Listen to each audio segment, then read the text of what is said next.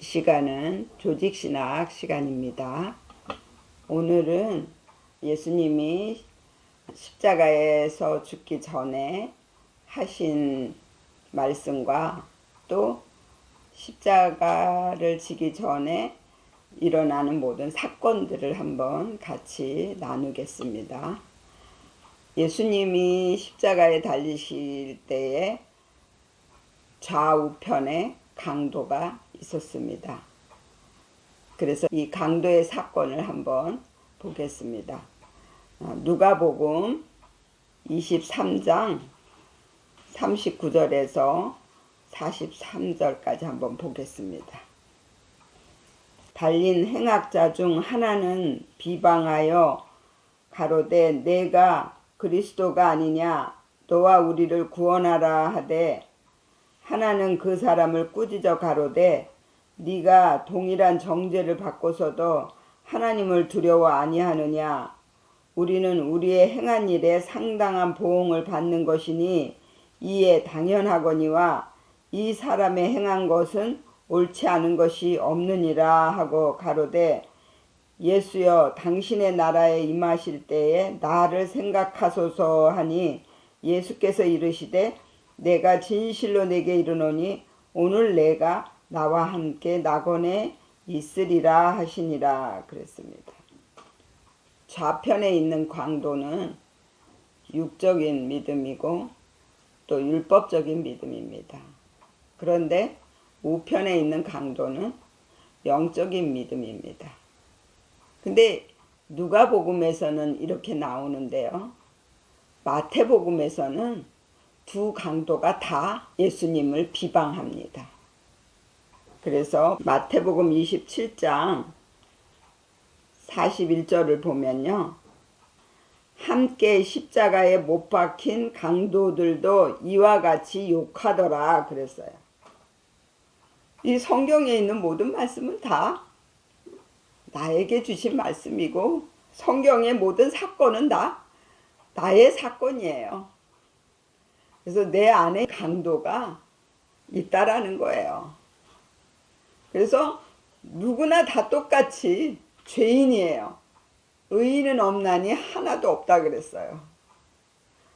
다 죄인이기 때문에 내가 누구를 미워하고 누구를 판단하고 정죄하고 할 수 있는 자격이 없다라는 거예요. 근데 우리는 자기는 보지 못하고 다른 사람만 보니까 자기는 선하고 거룩한 것 같이 느껴지는 거예요. 근데 우리가 다른 사람의 것을 얼마나 탐을 많이 내냐고요. 다른 사람의 마음을 뺏는 것도요. 내가 강도짓 한 거예요. 그 사람의 마음에 상처를 준 것도 내가 강도예요. 살인한 죄거든요. 가장 큰 건 뭔지 아세요? 내가 다른 사람을 미워했어요.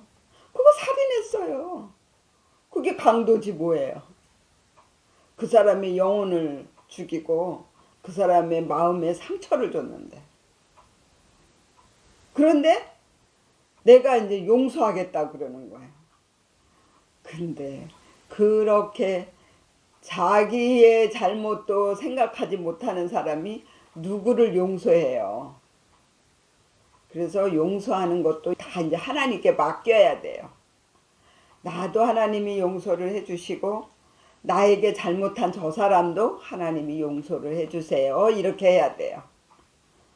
그래야만 우리가 용서받을 수 있어요. 그리고 이 강도, 내 안에 있는 강도이기 때문에 이 강도가 죽어야 되는 거예요. 십자가에서. 그래서 같이 죽는 거예요. 그런데 육적인 믿음, 율법적인 믿음은 마음의 평안을 얻지 못해요. 늘 남을 미워하고 살인하고 이러면서 고난을 계속 받게 된다라는 거예요. 그런데 우편 강도는 자기가 하나님의 말씀에 온전히 순종을 하겠다고 고백을 하기 때문에 그래서 하나님이 저를 용서해 주시고 저 사람도 용서해 주시고 또 내 안에 있는 이 강도 같은 나의 성품을 하나님이 다 바꿔주셔서 하나님의 성품으로 변화시켜 주세요. 이렇게 할 때 우리의 마음에 평안을 얻을 수가 있게 되는 것입니다. 그리고 사복음 중에 바라바야 사건이 많이 나옵니다. 이 바라바는 아버지의 아들이라는 뜻이에요. 그래서 우리 누가복음 23장 18절을 보면요. 무리가 일제히 소리질러 가로되 이 사람을 없이하고 바라바를 우리에게 놓아주소서 하니 이 바라바는 성중에서 일어난 밀랑과 살인을 인하여 옥에 갇힌 자로라 그랬습니다. 예수는 어린 양으로 오셨어요. 양은 짐승이에요. 우리의 짐승 같은 믿음을 바꾸시고 영적인 믿음으로 살게 만들려고 오신 분이 바로 예수님이에요. 그래서 이 어린 양은 죽어야 돼요. 그래서 예수는 죽이고 바라바를 살려주세요 그런 거예요. 근데 우리가 문자적인 말씀으로 볼 때에는 유대인들이 잘못됐다고 생각하잖아요. 근데 그게 아니라는 거예요. 이게 다 믿음의 순서를 따라서 만들어진 거기 때문에 다 그게 이유가 있어서 그렇게 한 거예요. 내 육의 욕심, 잘못된 믿음, 내 본성 이런 것들을 다 십자가에 죽여야만 되기 때문에 그래서 예수가 죽는 거예요. 그리고 바라바는 하나님의 아들이기 때문에 하나님의 아들로 우리가 다시 변화가 된다라는 거예요. 그러면 영적인 믿음으로 바뀌어져서 내 마음에 있는 것들을 늘 하나님 앞에 내어드리고 하나님의 성품으로 우리가 변화가 되는 그런 일들을 우리가 하게 된다라는 거예요. 그래서 우리가 역전을 이루게 됩니다. 그리고 유다 사건이 나오는데요. 마태복음 27장 3절에서 4절까지 보면요. 때에 예수를 판 유다가 그의 정죄됨을 보고 스스로 뉘우쳐 그 은 30을 대제사장들과 장로들에게 도로 갖다 주며 가로되 내가 무죄한 피를 팔고 죄를 범하였도다 하니 저희가 가로되 그것이 우리에게 무슨 상관이 있느냐 네가 당하라 하거늘 유다가 은을 성소에 던져 넣고 물러가서 스스로 목매어 죽은지라 그랬습니다. 가론 유다는 잘못된 찬양이라는 뜻이에요. 가롯이라는 뜻이 잘못되었다라는 뜻이거든요. 그래서 잘못된 찬양이 죽어야 돼요. 그래야만 우리가 올바른 찬양을 하나님 앞에 드릴 수가 있게 되는 것입니다. 올바른 찬양이 무엇이냐면 나의 착한 행실을 다른 사람들에게 보여줌으로 다른 사람이 하나님께 영광을 돌려주는 것입니다. 가롯 유다의 찬양은 자기 마음 안에 있는 것들을 하나님 앞에 내어드리지 못하고 늘 육체로만 하나님께 영광을 돌리겠다고 하는 그런 찬양이에요. 내가 찬양이 돼야 되는데 내 입술만 찬양을 했단 말이에요. 나는 안 바뀌고. 내가 자녀인데 내가 잘하면 내 부모님이 칭찬을 받아요. 근데 내가 못하면 부모님이 욕을 먹어요. 그래서 하나님을 거룩히 여김을 받게 만들기 위해서는 내가 거룩해져야 된다라는 거예요. 그래야 하나님 아버지가 존귀를 받죠. 영광을 받으신다는 거예요. 그래서 이 유다 사건에서는 나의 잘못된 찬양이 완전히 바뀌어져야 된다라는 거예요. 그리고 이제 베드로의 사건이 나옵니다.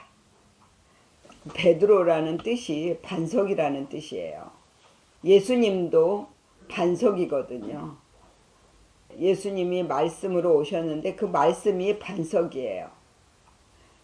그래서 베드로가 다른 사람은 다 주님을 버려도 나는 안 버린다고 막 이렇게 했던 제자였는데 예수님이 하신 말씀 그대로 3번이나 부인을 했어요. 그래서 베드로가 예수님 죽으면 안 된다고, 십자가를 지시면 안 된다고 그랬거든요. 그랬더니 예수님이 사단아 물러가라 그랬어요. 베드로가 사단에게 잡혀 있었다라는 거예요. 그래서 영을 보지 못하고 육을 본 거예요.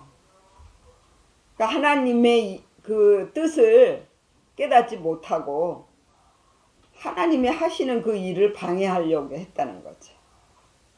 예수님이 십자가를 지지 않으시면 구원은 없는 거예요. 우리가 죽지 않으면 부활이 없다라는 얘기예요. 그래서 꼭 죽어야 되는데 죽지 말라는 거야. 그건 누가 하는 거예요? 사단이 하는 거예요. 우리도 내 안에 그런 사단이 있다라는 거예요. 이게 육적인 거, 욕심 이런 것들이 다 죽어야 되는데 자꾸 내 한쪽에서는 아니야 이거 안 죽어도 돼. 안 죽어도 된다니까 이러면서 계속 나를 유혹해요. 안 죽으면 부활이 없는데 다시 태어날 수가 없는데 짐승 같은 나의 그런 속성들이 다 죽어야 하나님의 속성으로 우리가 바뀌어질 수 있거든요. 그래야 하나님의 아들이 되는 건데 그걸 하지 못하게 한다라는 거예요. 그래서 이 베드로의 사건에서는 모든 걸 다 내가 하려고 했었던 믿음이었어요. 그래서 베드로가 믿음이 엄청나게 있는 것 같지만 그러나 아니에요. 베드로라는 이름이 반석이기 때문에 그 반석이 말씀이 바뀌어야 되거든요. 그래야 내 영이 사는 말씀으로 우리가 먹고 그 말씀을 따라 우리의 믿음이 자라나거든요. 그래서 베드로를 보고 나중에 예수님이 개바라 그랬어요. 영적인 말씀을 우리가 받아들이고 그 말씀에 내가 순종하게 될 때 우리의 믿음이 겸손한 믿음으로 바뀌어진다라는 거예요. 그래서 하나님 앞에 나는 못합니다. 다 하나님께 맡기겠습니다. 하나님이 해주세요. 하나님이 저의 마음을 바꿔주시고 생각을 바꿔주셔서 우리의 성품이 하나님의 성품으로 변화되게 해주세요. 이렇게 고백하게 만드는 거예요. 그래서 베드로가 신앙 고백을 했어요. 주는 그리스도시요 살아계신 하나님의 아들이시니이다. 이렇게 고백했어요. 그 신앙이 발판이 되어서 그 신앙 위에다가 교회를 세우는 거예요. 주는 내 모든 것을 다 바꾸실 수 있는 말씀입니다 라고 고백하게 되는 거예요. 그런 고백이 없으면 교회가 될 수가 없어요. 내가 주인이 되어 갖고 있을 때에는 하나님이 내 속에 들어오실 수가 없는 거예요. 그런데 나의 주인이 하나님이십니다 라고 고백하고 하나님이 나를 바꿔주실 수 있습니다 라고 고백할 때 그때에 하나님이 말씀으로 내 속에 들어오실 수가 있지요. 그러면 우리의 개념이 바뀌어져요. 그래서 모든 걸 다 하나님이 하셨다라고 믿어지고요. 내 옆에 있는 모든 사람들이 다 나를 위해 일하는 하나님의 일꾼이라고 믿어지게 됩니다. 그게 바로 내가 십자가를 진 거예요. 그러고 나면 부활의 사건이 내 안에 이루어집니다. 그래서 새로운 믿음으로 다시 태어나는 거예요. 그래서 우리 이 사건을 통해서도 우리의 믿음을 알 수가 있고, 이 사건을 통해서 왜 하나님이 그렇게 하셨는지를 깨달을 수가 있게 되는 것입니다. 그리고 빌라도 사건이 있습니다. 이 빌라도는 심판자거든요. 3번이나 빌라도는 예수를 놓아주려고 했어요. 그 죄를 찾지 못했다라고 얘기했잖아요. 그래서 심판하지 않겠다 그랬는데 계속 예수를 죽이라고 하는 거예요. 그러니까 죽여야만 되니까. 그래서 바라바가 살아야만 되니까. 그런데 이 빌라도를 통해서도 우리가 깨닫는 게 뭐냐면, 지금까지 내가 심판하고 있었던 것들, 그런 것들을 이제 하나님 앞에 다 내어드리고, 나는 이제 심판하지 않겠습니다. 심판자가 되시는 하나님께서 모든 걸 다 심판해 주시고, 하나님이 우리를 만들어 주세요. 이렇게 해야 되는 거예요. 그래서 내가 심판하던 것을 이제 하나님께 온전히 맡기는 것이에요. 그래서 원수를 대적하지 말라고 그랬어요. 거기에 내가 순종을 하라는 거예요. 그러면 하나님이 숯불을 그 머리 위에다 올리신다고 그랬어요. 그래서 그 사람의 생각도 바뀌어지게 만드시는 거예요. 그 사람이 자기가 심판자가 돼서 나를 괴롭히는 거거든요.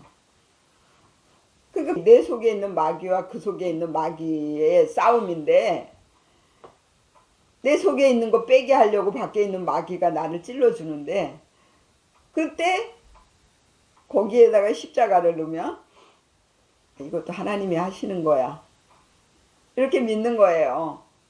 아, 저 사람을 지금 하나님이 사용을 하시는 거야. 그래서 지금 저 사람은 하나님이야.